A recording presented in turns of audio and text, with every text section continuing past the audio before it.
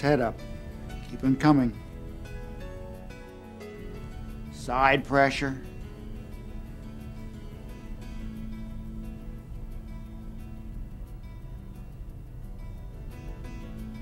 Side pressure.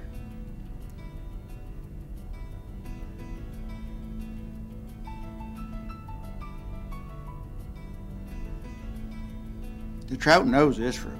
It's been down this road before.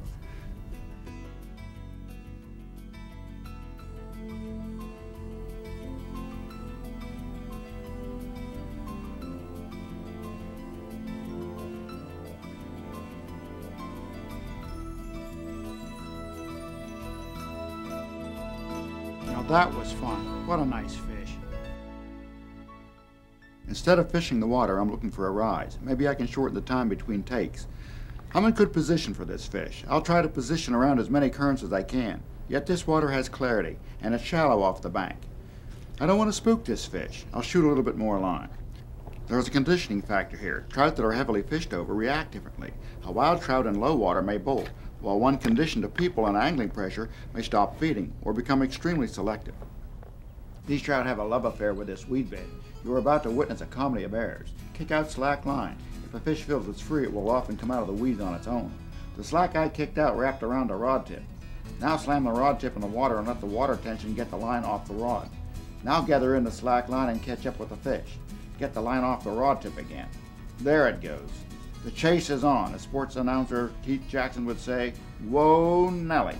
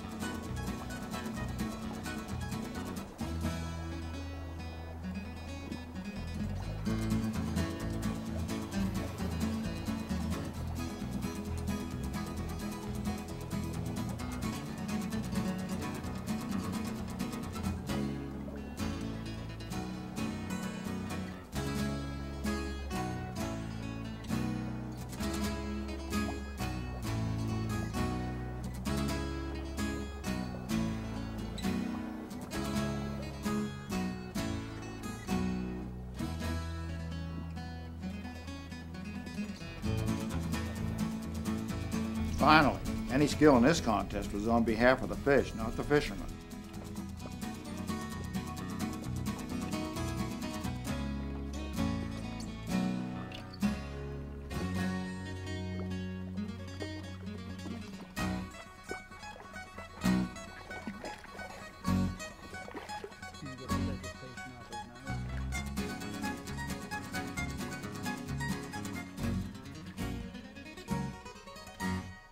On occasion, you can false cast to line up the next cast for distance and accuracy, but minimize false casting. The fish have forced me to change the cast.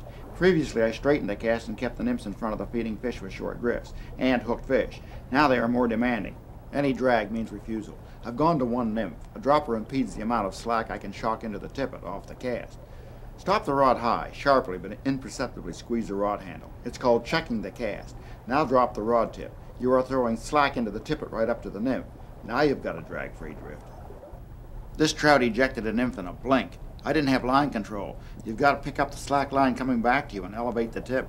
The fish have kicked it into high gear. I think this brown trout is afraid the food service is going to shut down or run out of beta nymphs.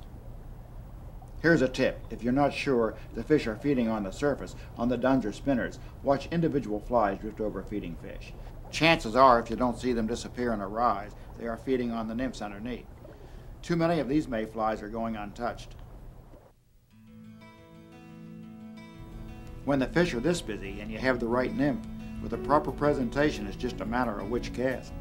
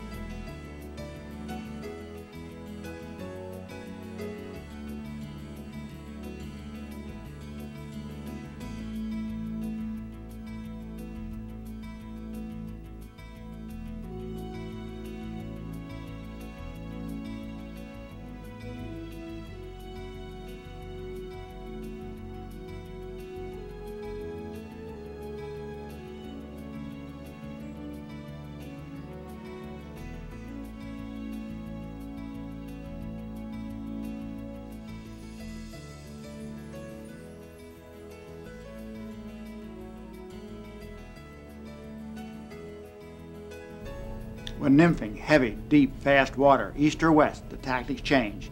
I'm going to use a level fly line. A nail knot attaches a tapered leader to the line.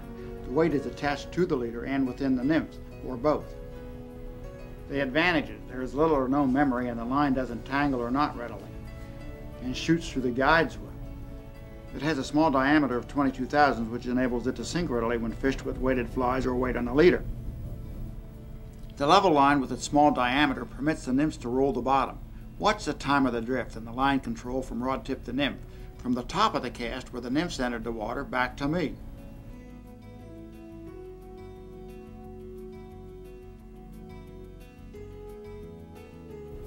As opposed to a conventional line, here a double taper 6-weight floater with a diameter of 51 thousandths.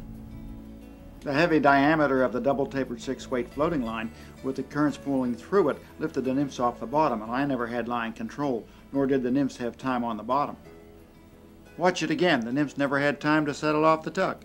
The nymphs never had time on the bottom, and I never had line control throughout the drift. Notice the time I have in the productive portion of this pocket. This is where a long rod can help. This one is a 10-footer for a 4-weight line. With the long rod I can lift over major currents and hold the nymphs in the pocket. And with the level line I have the feel and sensitivity of the nymphs on the bottom.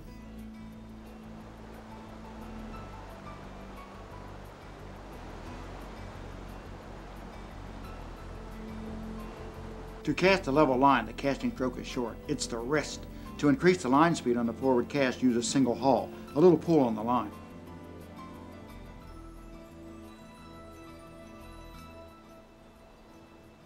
Wait till you feel the pull of the weight on the back cast before you make the forward cast. Notice how high the rod tip starts and stops for a deep tuck as the nymphs enter the water at a steep angle.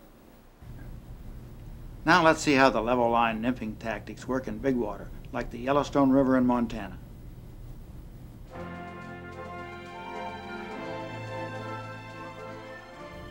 Wait till you feel the pull of the weight on the back cast.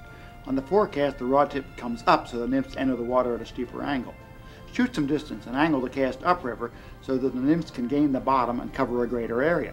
When fishing from an anchored boat, it's like fishing from the bank. Many of the same techniques are viable. The major advantage of being anchored is that you can cover such a wide arc, so much water thoroughly.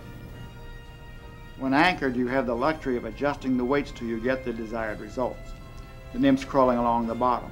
The level line and the leader to the nymphs act like a telegraph wire. The nymphs moving over and around bottom structure delivers a message. Through fill, you know when to lift the nymphs over boulders and stones, and when to let them drift.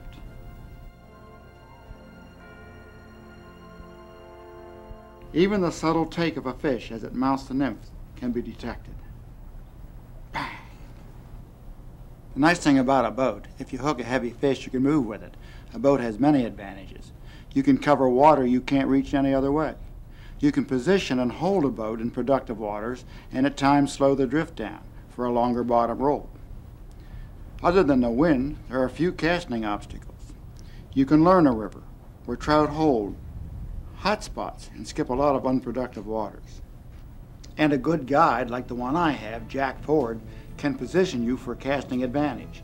And for landing fish, he knows where the trout hold and school. He knows the food chain and what fly will produce. If you are a neophyte, he can teach you to cast. He may even carry you across a river.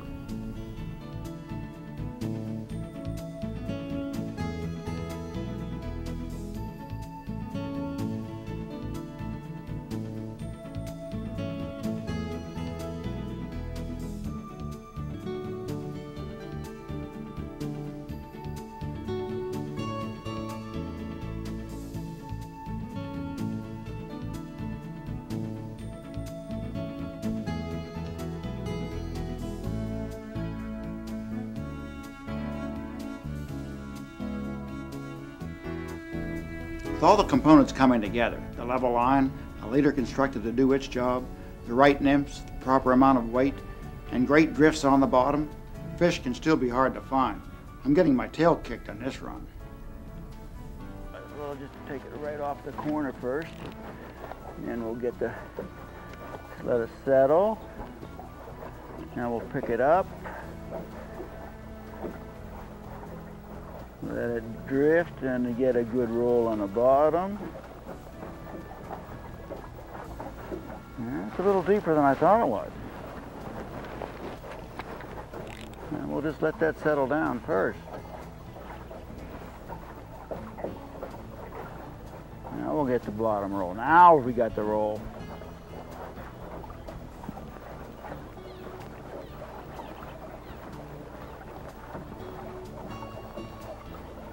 I can't believe that. This is the rig I'm using, a pair of golden stonefly nymphs, number 4's 4X long shank hook, flattened for movement. The interplay of currents across a flattened surface rocks the nymph back and forth. It happens with live nymphs as well as the imitation.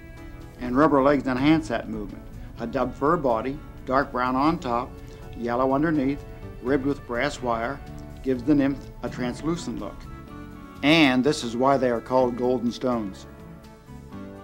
The leader is 10 foot in length. Each section is 20 inches, except for the 1X 10,000th section, which is shortened to 16 inches when the 4-inch dropper is tied. The rest is tippet, which is 30 inches of 2X 9,000ths. I'll interchange split shot from a large 3.2 gram split to a pair of them, depending on the depth and speed of the water, and I'll divide them 14 inches above the tail nymph. Look for the seams, the edges of currents, drift lines. These are the holding areas for trout. Jack forward slows the boat and positions it for a longer, slower drift of the nymphs, and it pays off. I got one.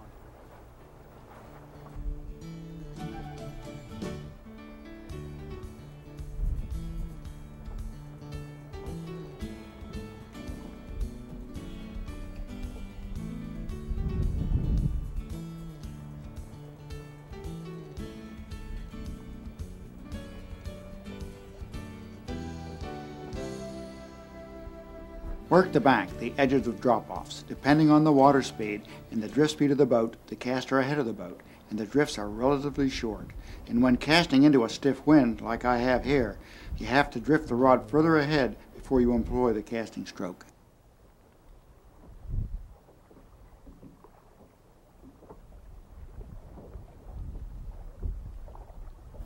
The pace of the water quickens. Oh man, this is a heavy fish. With water speed, your nymphs are moving faster, and the fish doesn't have all day to make up its mind. If it looks like a parcel of food chain, once they recognize it, they grab it. I like a big nymph. They can see it, and it has movement tied into it. It's an attention getter. Big fish are conditioned to large stoneflies. It is a steady portion of their diet, and lunkers like a mouthful.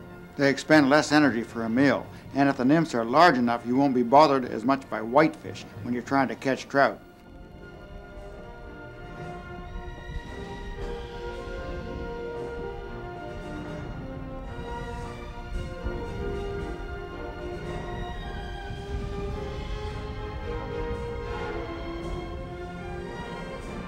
Not only does a good guide maneuver the boat,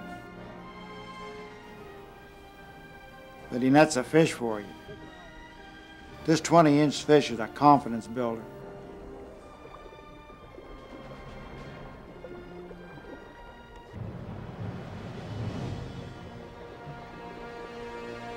I must be doing something right. In this heavy, choppy water, the bottom is strewn with boulders. Great hiding place for good trout. And there is a prime velocity change between the bank and the heavy run we're drifting in, and a deep drop off the bank. There has to be a good fish there.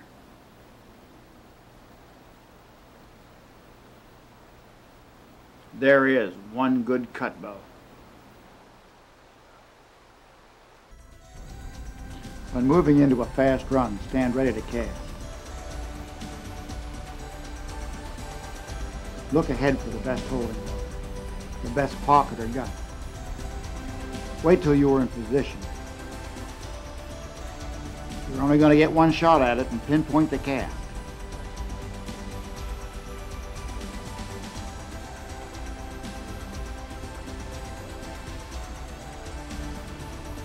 Look at that rod dance. Tick, tick, tick, tick, tick, tick. Yeah.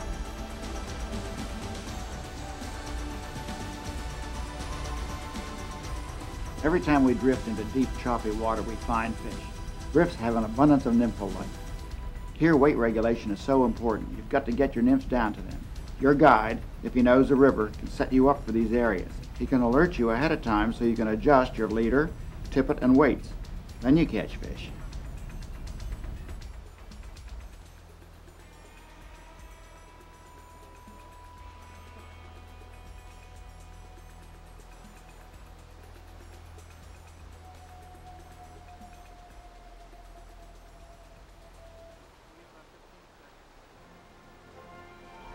The opportunities of boat afford are many. One of prime importance is that you can wade out-of-the-way areas and take the time to fish them carefully. It's enjoyable and productive. Work the edges of heavy riffs.